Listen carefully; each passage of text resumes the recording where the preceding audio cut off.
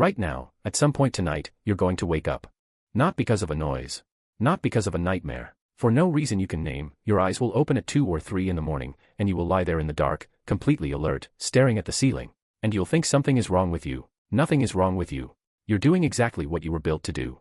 For 300,000 years, your ancestors didn't sleep in safe houses with locked doors and alarm systems. They slept on the ground, in the open, in the dark, surrounded by animals that wanted to eat them. And every single night, some of them didn't sleep at all, not because they were broken, because the group needed them not to. Anthropologists studying modern hunter-gatherer societies, the Hadza of Tanzania, the Kung of the Kalahari, the Tsimane of Bolivia, have found something that doesn't match anything we assumed about ancient sleep. They don't all sleep at the same time.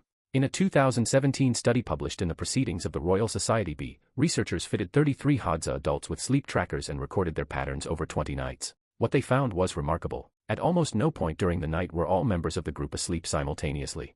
On average, across any given hour of darkness, at least 1/3 of the group was awake or in very light sleep. The researchers called this sentinel hypothesis. The idea that human sleep evolved to be staggered, not synchronized, precisely because someone always needed to be watching. But here's what makes it stranger. Nobody assigned this role, nobody volunteered. The staggering happened naturally, driven entirely by differences in individual sleep architecture that appear to be genetic. Some people are built to sleep lightly. Some are built to wake early. Some are built to crash hard at 9 p.m. and surface at 2 a.m., wide awake. And for most of human history, that variation wasn't a disorder, it was the system. Think about what this means. The light sleeper heard the lion before anyone else. The person who woke at 2 a.m. was alert during the window when predators are most active. The one who couldn't sleep past 4 a.m. was already watching the perimeter when the sky went gray.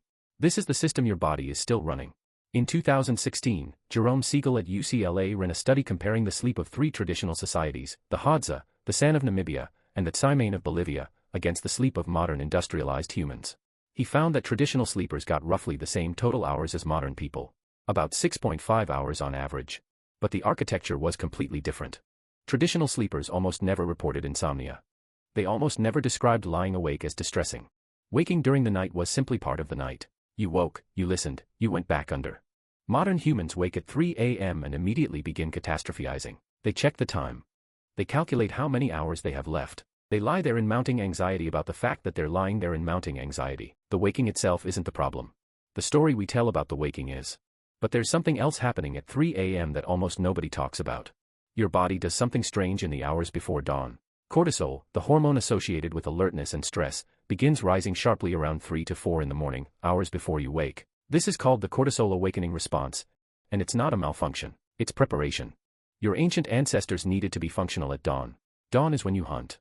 Dawn is when predators make their last push before retreating. Dawn is when the camp needed to move. So your body starts warming up the engine hours before sunrise. It floods your system with cortisol. Your sleep lightens. Your brain begins surfacing. And for people whose sentinel wiring is strong, that process pulls them fully awake at 3 a.m., alert and scanning, looking for a threat that no longer exists. Your body kept the alarm. It just has nothing left to alarm you about.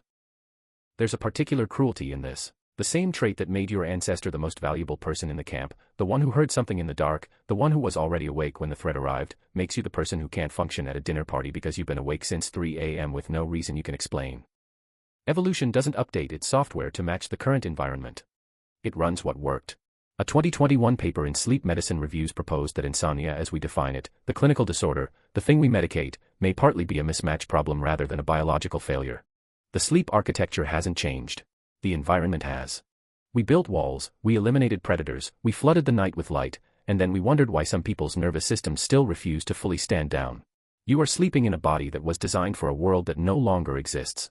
The variation in human sleep isn't random noise in the genetic code. It's a feature. A population of people who all sleep the same way, at the same time, at the same depth, is a population that gets eaten. The gene pool that survived was the one with enough variation to keep someone awake in every direction of the night. That variation is still in the population. It's still in you. So tonight, when you wake at 3 a.m. and lie there in the dark, your heart slightly faster than it should be, your mind scanning for something it can't name, you're not broken. You're the one who was supposed to be awake. Your ancestors slept easier because people like you existed. Because somewhere in the dark, someone was always listening. Someone was always watching the edge of the firelight for whatever was out there. The threat is gone. But you're still watching. If this made you think, you probably already know someone who wakes up at 3 a.m. and thinks something is wrong with them.